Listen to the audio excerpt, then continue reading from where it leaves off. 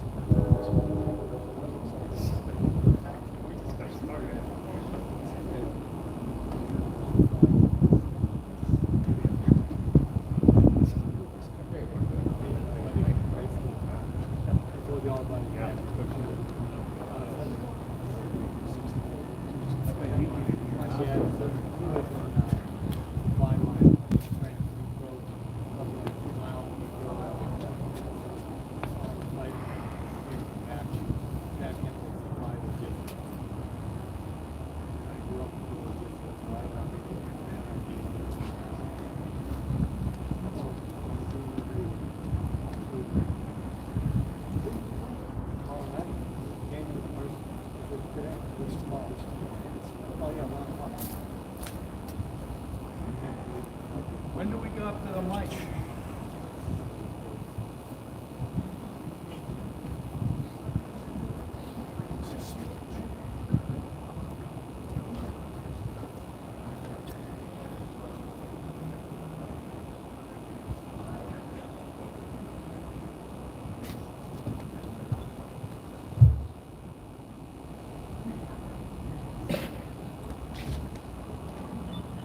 Good day, friends and fellow patriots, and welcome to the 13th Annual Pearl Harbor Remembrance Tribute and Memorial Service here at the Southwestern Pennsylvania Memorial in Pittsburgh, Pennsylvania.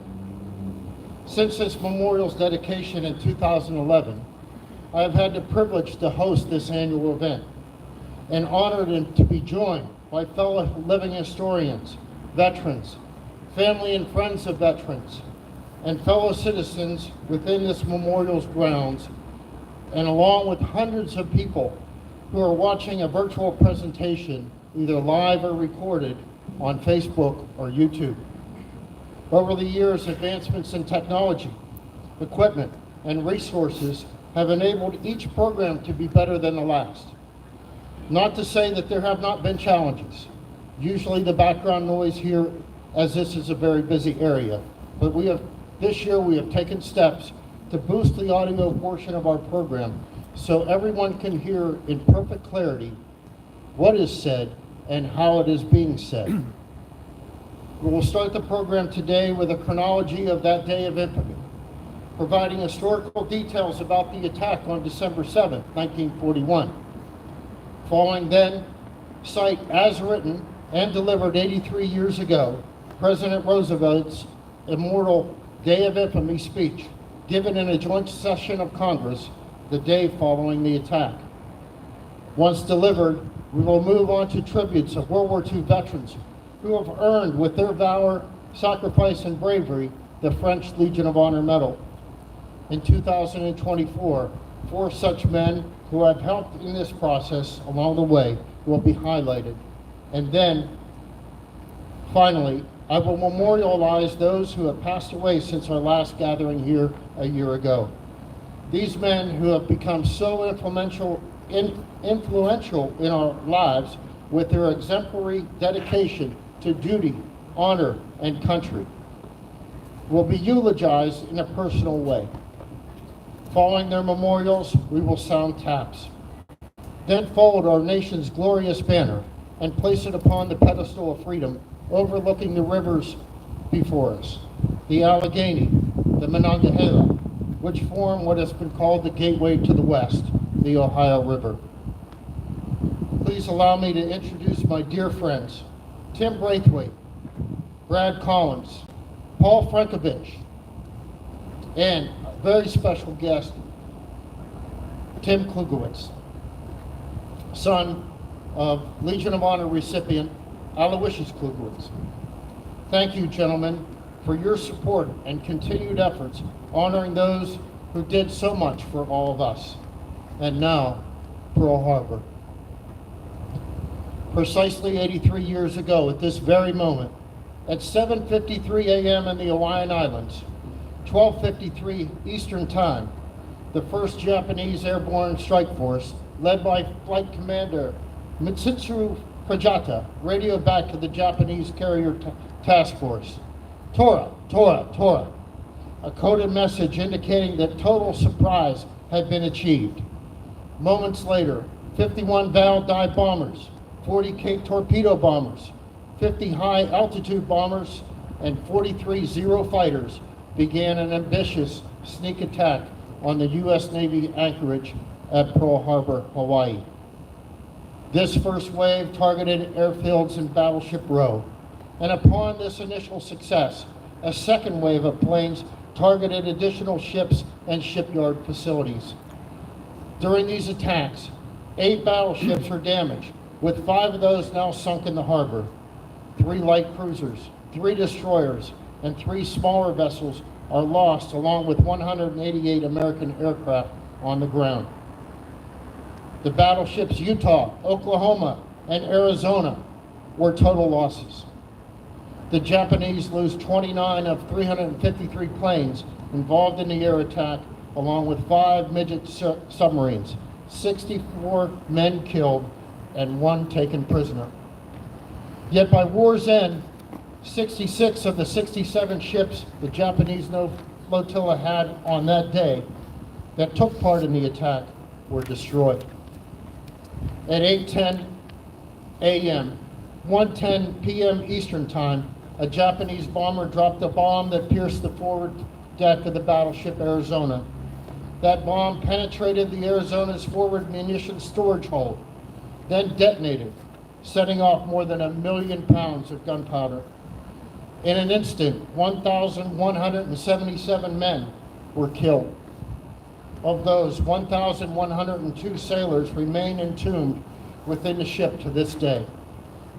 Overall casualties included 2,336 servicemen killed, along with 68 civilians, with an additional 1,178 wounded. By 9:45, 2:45 Eastern Time, the attack was over. The element of surprise no longer at the attacker's advantage. Japanese Admiral Yamamoto decided to withdraw his naval force from Hawaiian waters rather than risk another attack. He feared that all we have done is awaken a sleeping giant and fill him with a terrible resolve. At great cost on all sides in the coming years, those fears were finally realized. The following day, December the 8th, 1941, Franklin Delano Roosevelt addressed the joint session of Congress in what has been called his Day of Infamy speech. My friend Brad Collins, assisted by my friend Tim Braithwaite, will read that speech now as it was written and delivered 83 years ago. Gentlemen.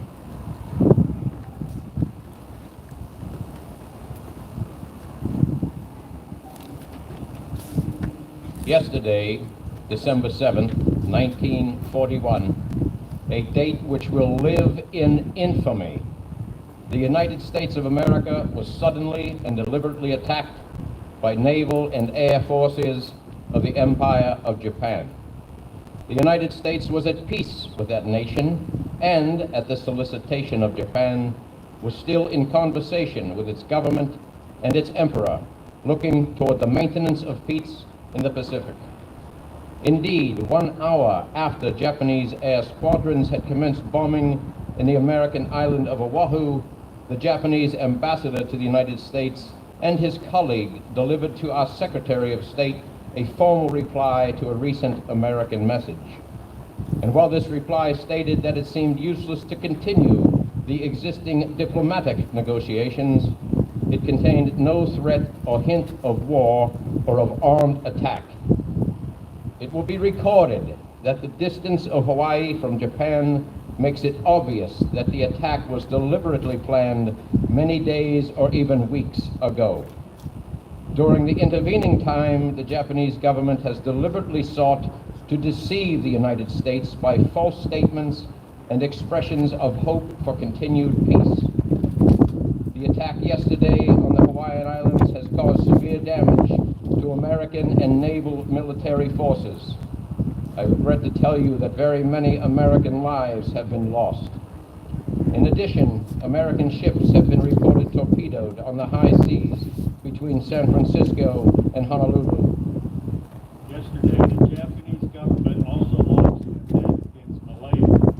Last night, Japanese forces attacked Hong Kong. Last night, Japanese forces attacked Guam. Last night, Japanese forces attacked the Philippine Islands. Last night, the Japanese attacked Wake Island. And this morning, the Japanese attacked Midway Island. Japan has, therefore, undertaken a surprise offensive extending throughout the Pacific area. The facts of yesterday and today speak for themselves. The people of the United States have already formed their opinions and well understand the implications to the very life and safety of our nation. As Commander-in-Chief of the Army and Navy, I have directed that all measures be taken for our defense. But always, will our whole nation remember the character of the onslaught against us. No matter how long it takes us to overcome this premeditated invasion, the American people, in their righteous might, will win through to absolute victory. I believe that I interpret the will of the Congress and of the people when I assert that we will not only defend ourselves to the uttermost, but will make it very certain that this form of treachery shall never again endanger us.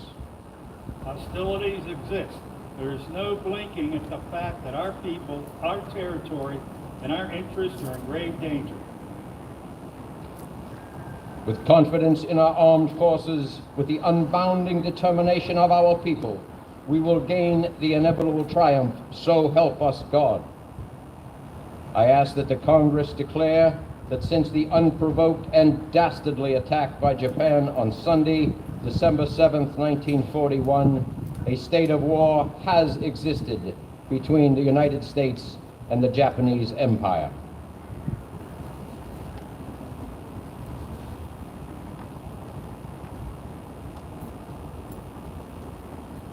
After nearly 4 years of a relentless, horrific, and bloody World War, on September 2nd, 1945, a delegation from the Empire of Japan signed the instrument of unconditional surrender aboard the USS Missouri, anchored in Tokyo Bay.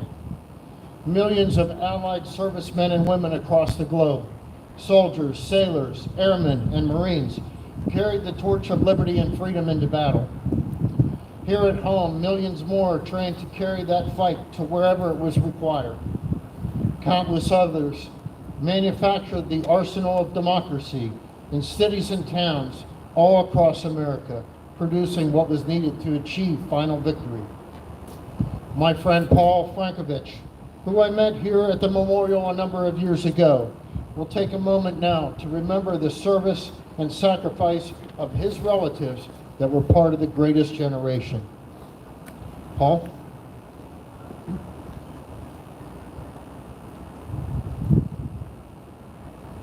Thank you, my friend Eric Paul Montgomery. Today I would like to take this moment to remember the members of my family who proudly served in the military of the United States of America during World War II. My grandmother had 6 girls and 5 boys, and all 5 boys served, 4 in the Army, 1 in the United States Navy. They all came back alive, all in one piece, except one. He was a prisoner of war for 16 months in Germany. But life goes on. I have on my uncle's side, my dad's brother, served as a World War II naval aviator, was also called back into service during Korea. He was shot down. We lost him in 1951. Excuse me, 1952. I'd also like to remember my Uncle Charles John Horvatich. Went into the service at the age of 26. Was an old man considered by the standards of that time. Made the trip from North Carolina to the English Island, Liverpool. Wasn't even allowed to get off the transport ship. They sent him up to Scotland to train with the Black Watch. They were part of an invasion force that went to North Africa. And on that trip from England to North Africa, their ship was torpedoed, and thank goodness my uncle and several others survived that trip. And they made the journey from North Africa all the way to Egypt, into Sicily, were sent back to the island, to England, to prepare for D-Day. And they also turned around and came in on D-Day +4 into Cherbourg. And they went all the way from Cherbourg, France, to Berlin. These are members of the greatest generation. They sacrificed their lives so that we today can still taste that freedom. With greatest and deepest appreciation for their actions, for their heroics, but most importantly for their sacrifices, and the sacrifices of the 16 million men and women that served in the armed forces during World War II. I proudly salute them to the best of my ability.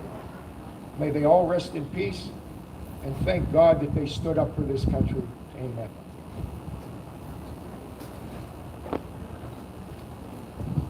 Thank you, Paul.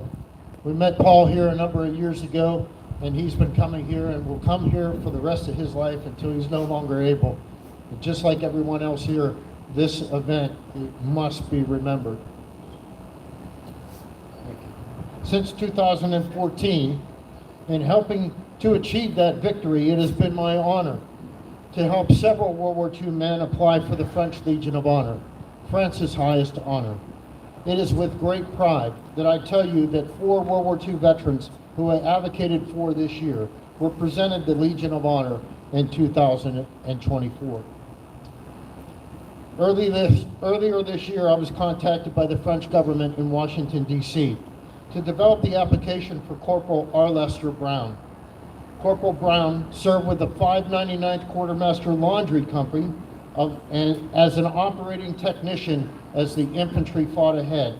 The 599th followed that line of advance a few miles forward. Despite the relative distance, the soldiers of the 599th were subject to enemy artillery, attacks from the air, mines and booby traps. From Omaha Beach into St. Lo, and then across France during Operation Cobra, and eventually into Belgium and Germany, R. Lester provided fresh uniforms to weary troops, bolstering their morale and spirit.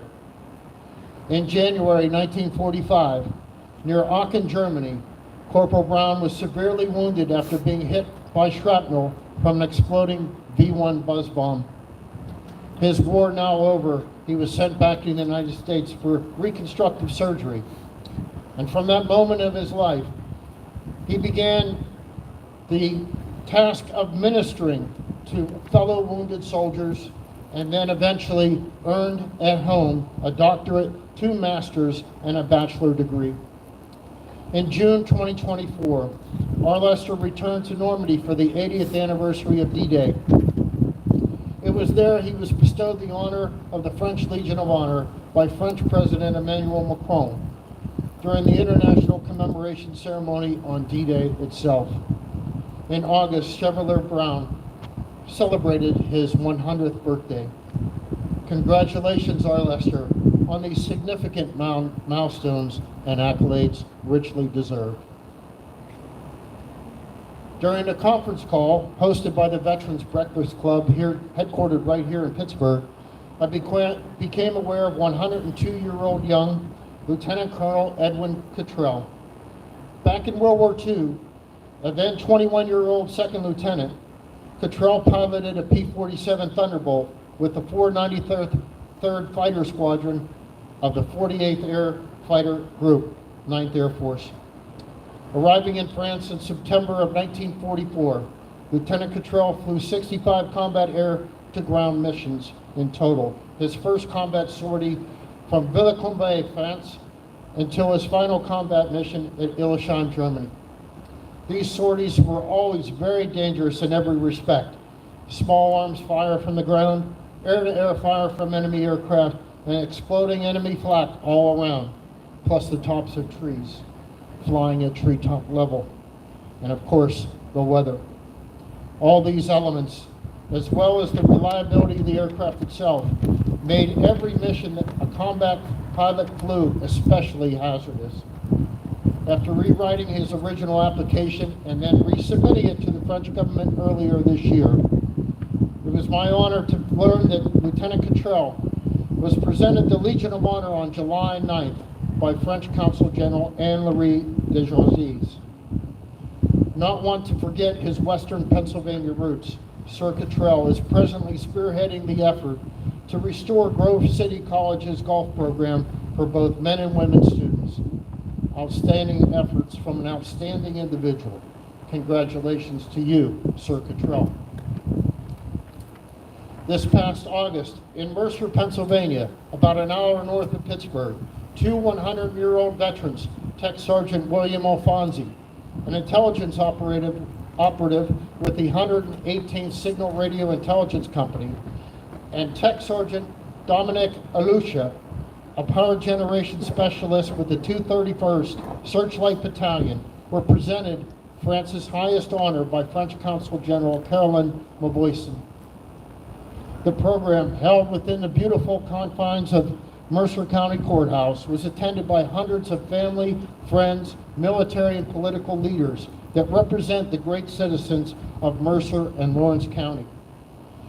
It was just a year ago, plus two, that I first met Chevalier Alfonsi, compliments of Pennsylvania State Representative Clark Wentling. Sir Alfonsi conducted clandestine operations behind enemy lines, tracking enemy troop movements and intercepting enemy communications. Before being asked to join the service, Alfonsi's file captured the attention of General Patton himself, who noted his creativity and development skills as an amateur inventor. Those skills impressed General Patton so much that he asked Alfonsi to become one of his behind-the-scenes operatives. Alfonsi accepted and remained a part of Patton's Third Army as they advanced across France, Belgium, Luxembourg, and then into Germany itself.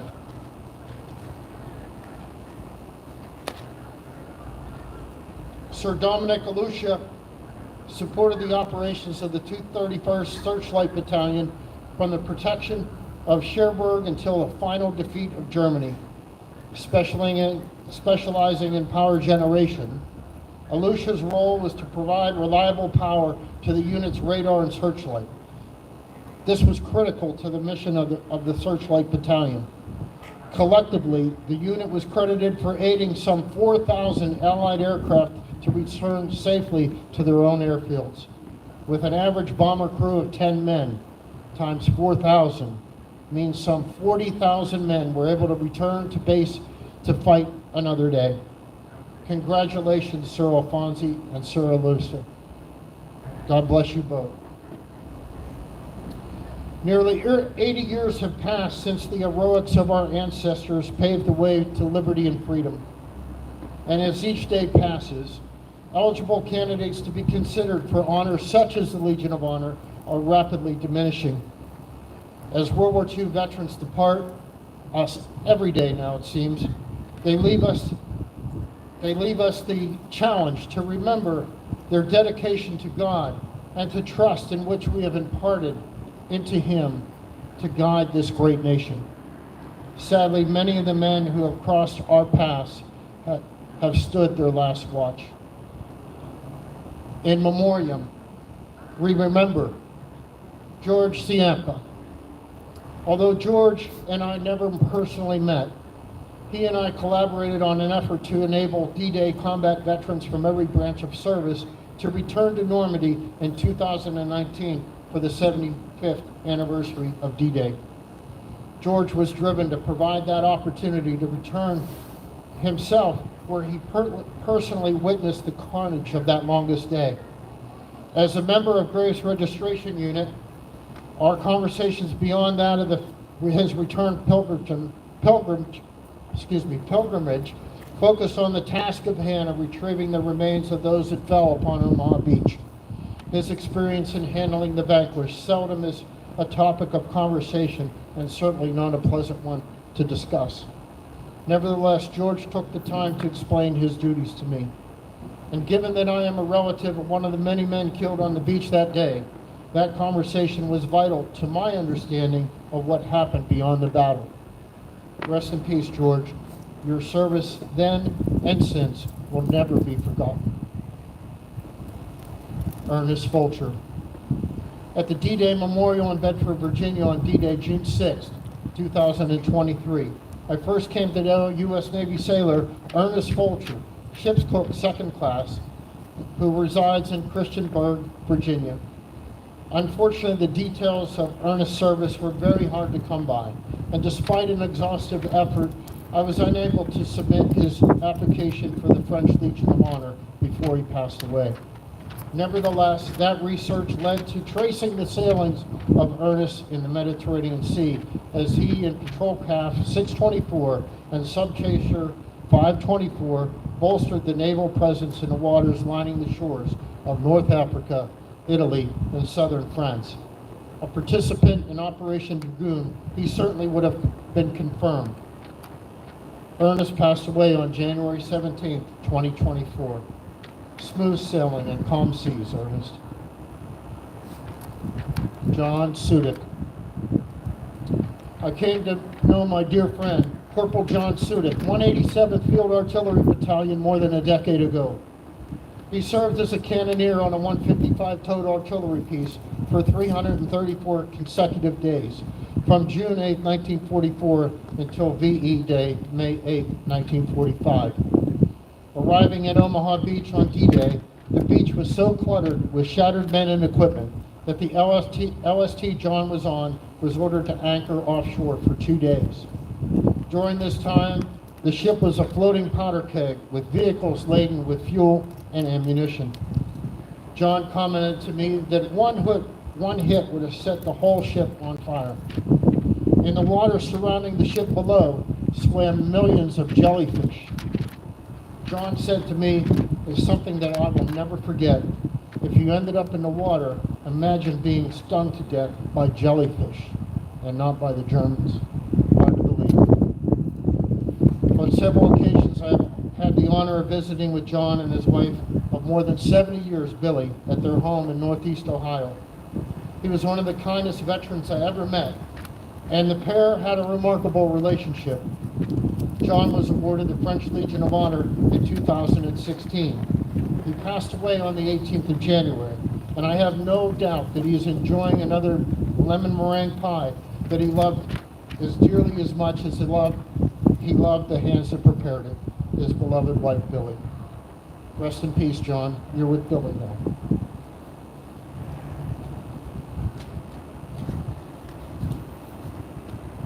John Pildner. Although I did not know John as much as the other fellows we're talking about today, I come to know over the years. Nevertheless, I would be ashamed if I did not mention him. A member of the 75th Infantry Division, a veteran of the Battle of the Bulge, and a French Legion of Honor recipient, John's patriotism was without question undeniable and plainly visible at every living history event I saw him at. I can say that he wore his pride on his sleeve, and he was very proud of that 75th Division patch on his jacket. Rest in peace, John, and thank you for the liberty and freedom we all enjoy. Dean Preston.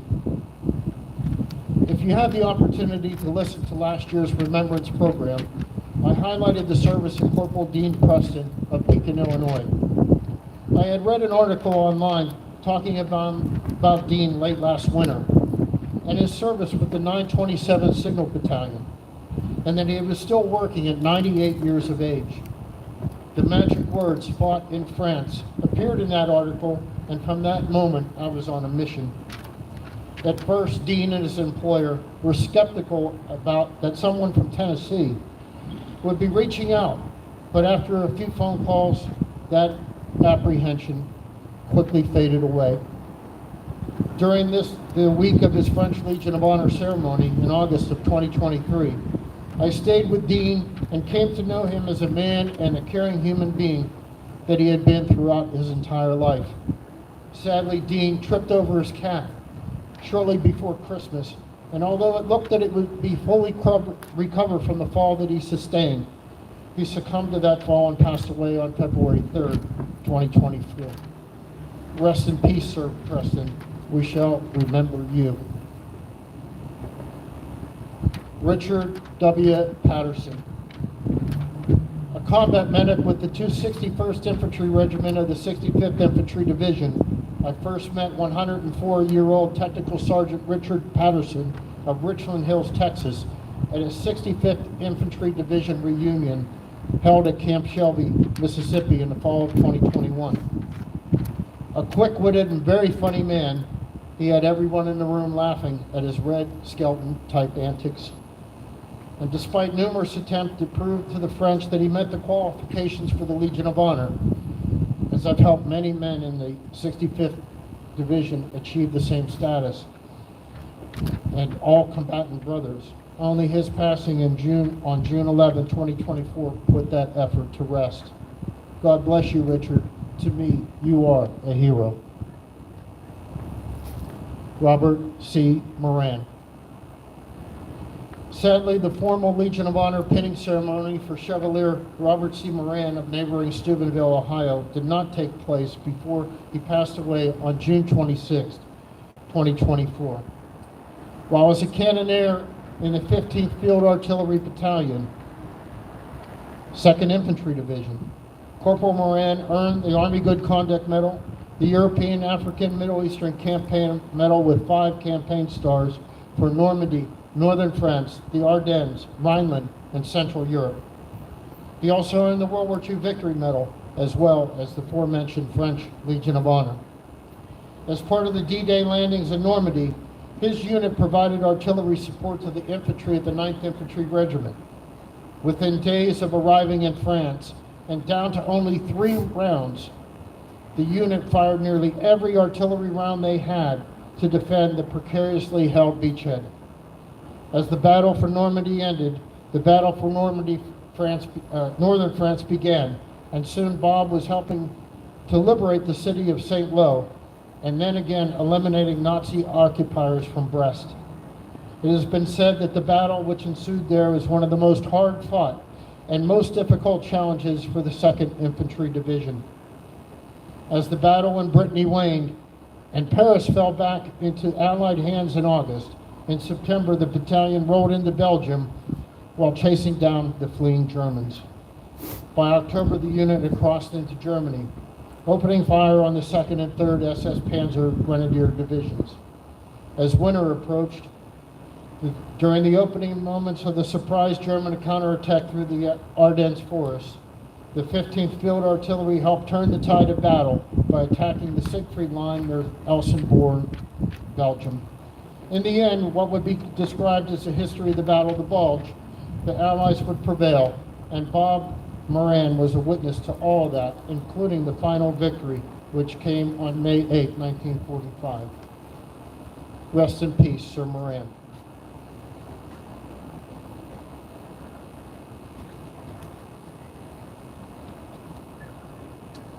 Albert Kasiba. Technical Sergeant Albert J. Kasiba, 740th AAA Gun Battalion, was said unit's chief radar operator tracking and directing defensive fire towards enemy aircraft. Let's say it's a small world, and knowing Al would be proof of just that.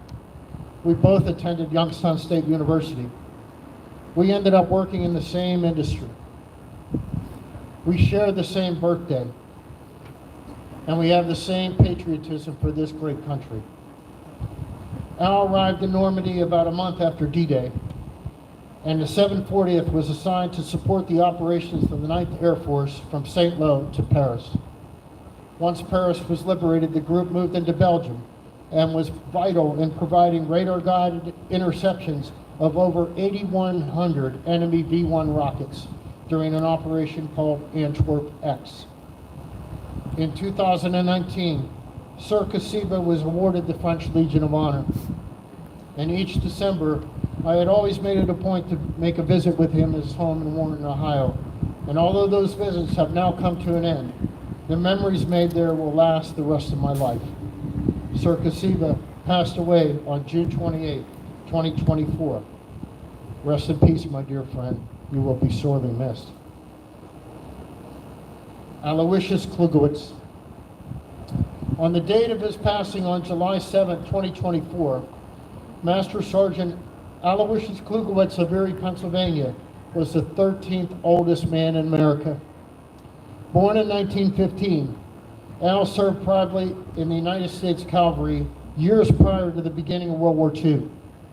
On January 20th, 1937, he rode a horse down Pennsylvania Avenue during President Roosevelt's second inaugural parade.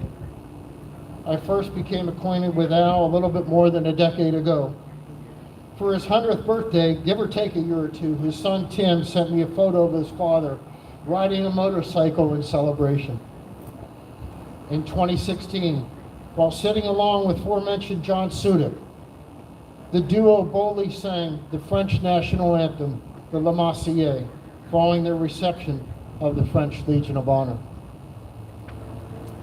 During his World War II service, Sir Klugowitz's Bronze Star citation reads as follows: for distinguishing himself for meritorious service in connection with military operations against an enemy of the United States from 4th of July to May 8, 1944 to May 8, 1945 in France, Luxembourg, Belgium, and Germany, the outstanding initiative, willingness to cooperate, and courage displayed by Sergeant Klugowitz, a communications chief, materially assisted in the regiment in its successful completion of its operations. Sergeant Klugowitz's outstanding performance merits the highest praise and reflects great credit upon himself and the military service.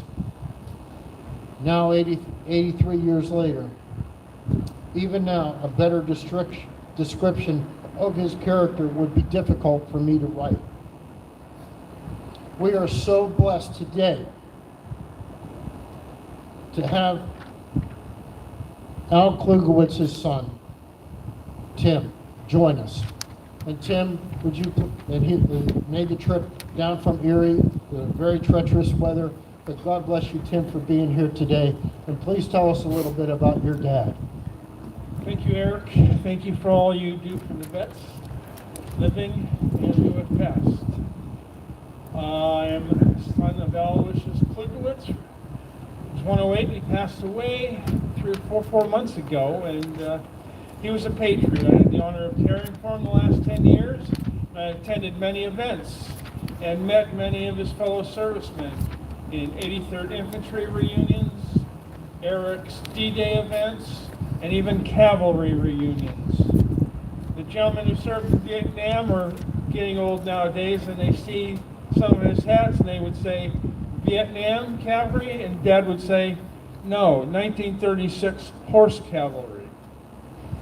So we stand on the shoulders of giants, those who gave so much to make this the greatest country in the world. We honor their work, their sacrifices, especially here in the wonderful city of Pittsburgh, the starting point of the arsenal of democracy. So I thank you, gentlemen, for being here and all you have done, and I hope we never forget what the greatest generation did for us to give us the greatest country in the world through their hard efforts. And I thank you.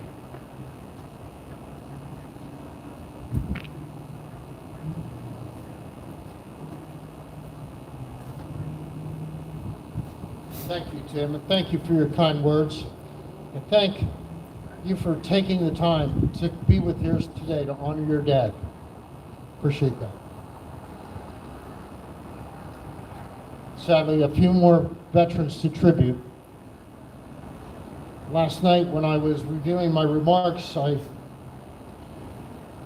couldn't believe how many gentlemen passed away in 2024 that are on my list of Legion of Honor recipients. Almost a quarter of the men that I helped died this last year. And it sits heavy in your heart because you get to know these guys and understand them, not only as a soldier, but as a friend.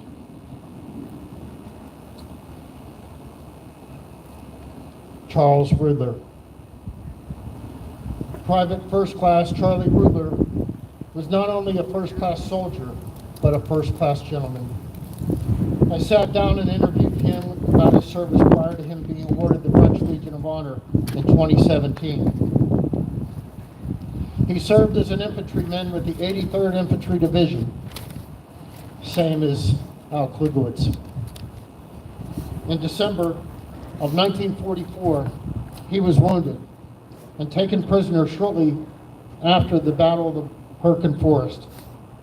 His story was featured in the documentary entitled New Boots, produced in 2017. Although several years had passed since I last heard from Charlie, in 2022 his daughter reached out to me for some help in getting him some further assistance. Other than making a few phone calls to some government agencies, there was little more than I could do for him other than that.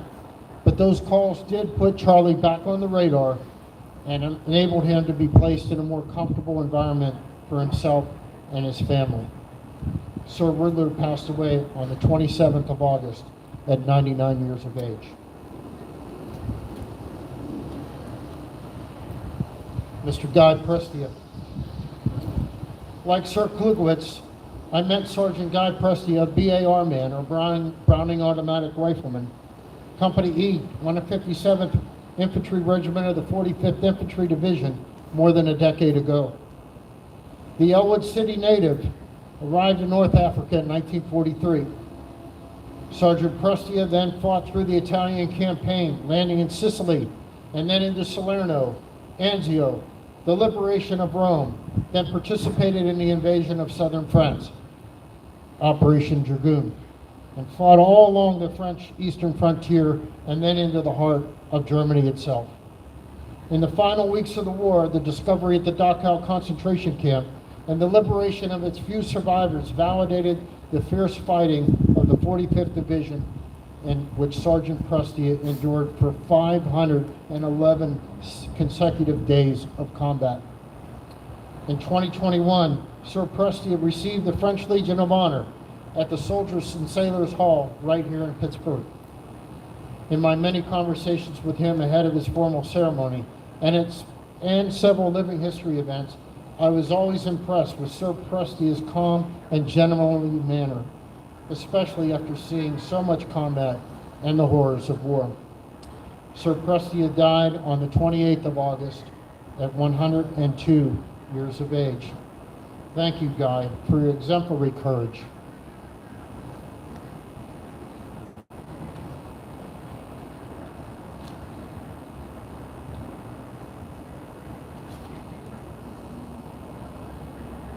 James Froekling.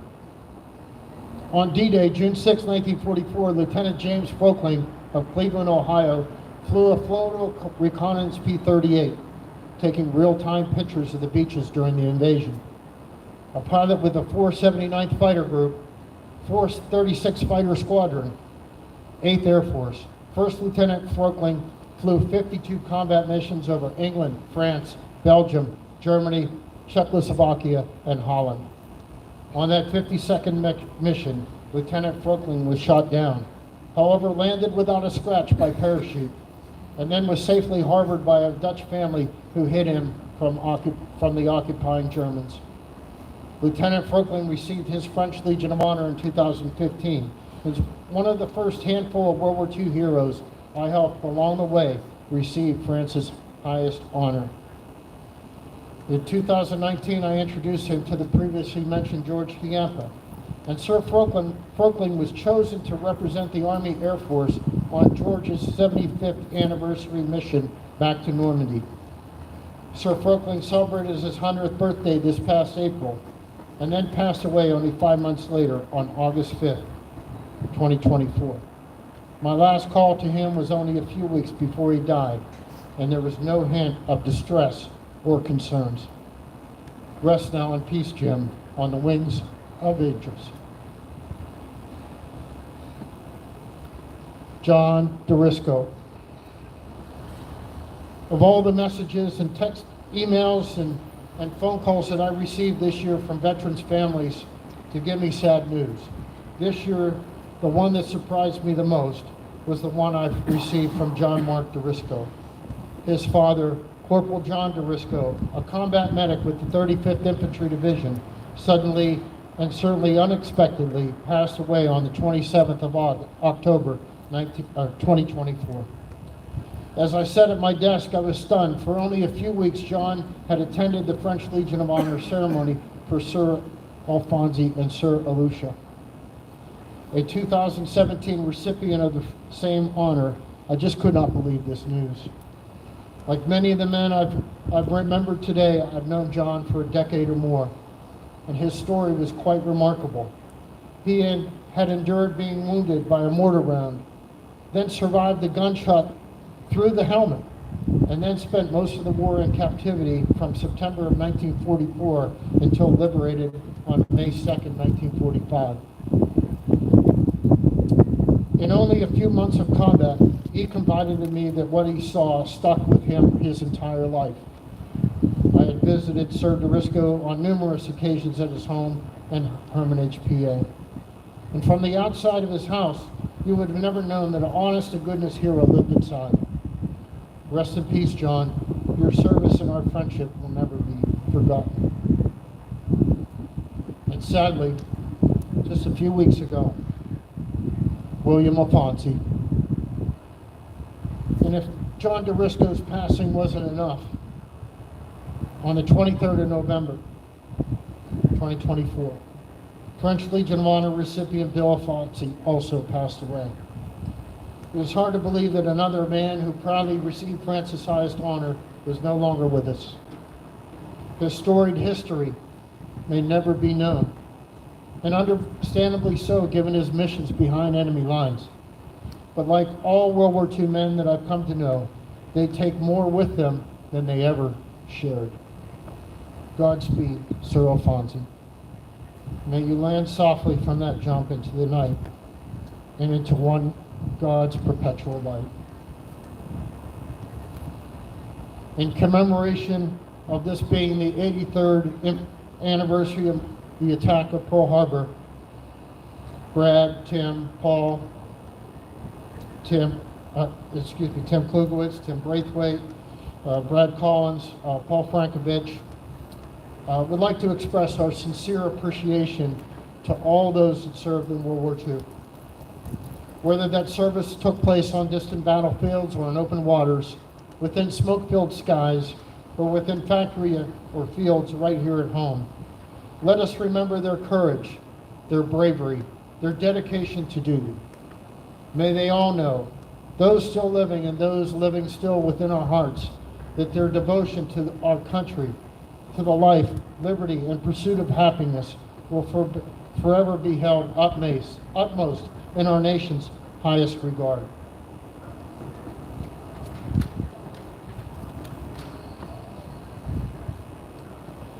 The inspiration behind this annual program falls to the memory of Bob Bishop of Austintown, Ohio. Bob was not only a personal hero of mine and the nation as a whole, but a man who was there that day, December 7th, 1941.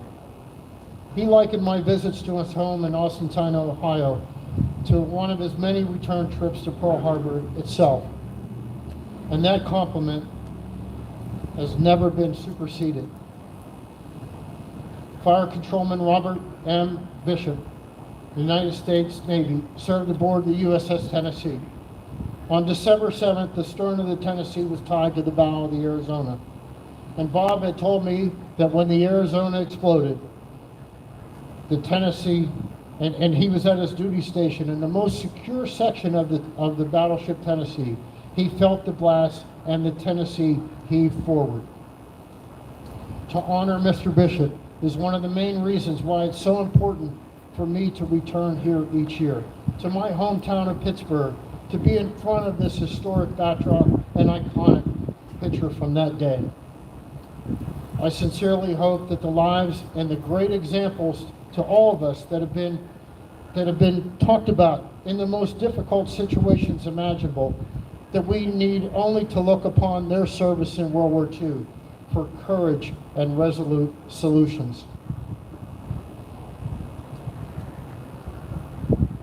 419,400 Americans that were killed in action in World War II. Tim's great uncle, Joseph T. Laffey, and my great uncle, Alman Isber McKeesport. And for those like George, Ernest, John, Dean, Richard, Robert, Al, Chuck, Aloysius, Guy, Jim, John, and Bill, who have since passed, for being our teachers, our guides, our leaders, our mentors, and most importantly, our friends.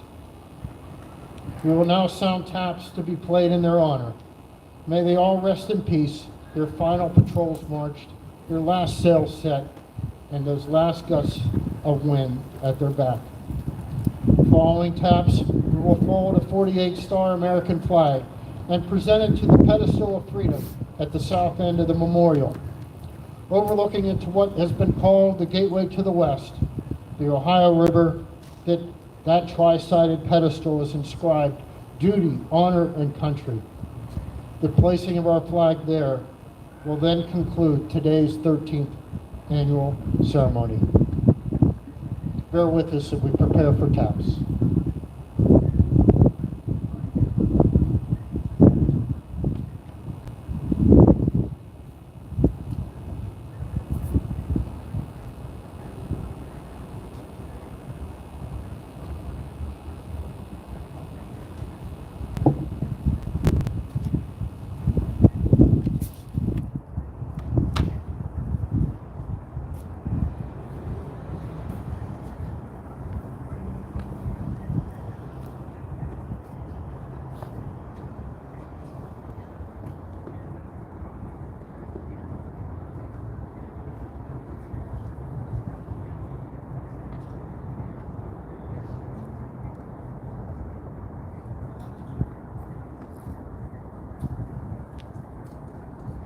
Gentlemen, at height, present arms.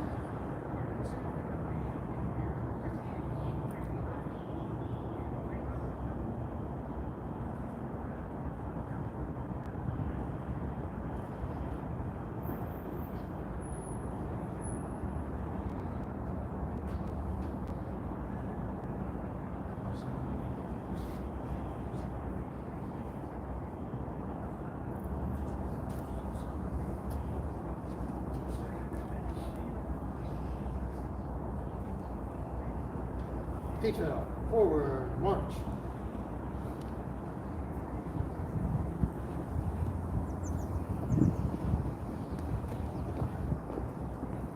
Forward, march.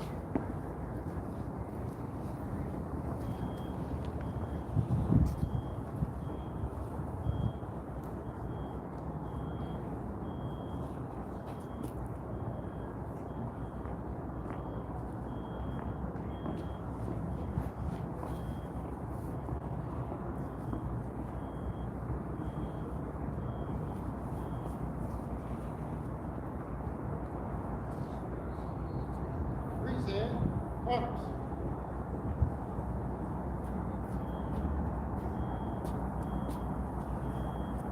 Quarter, arms.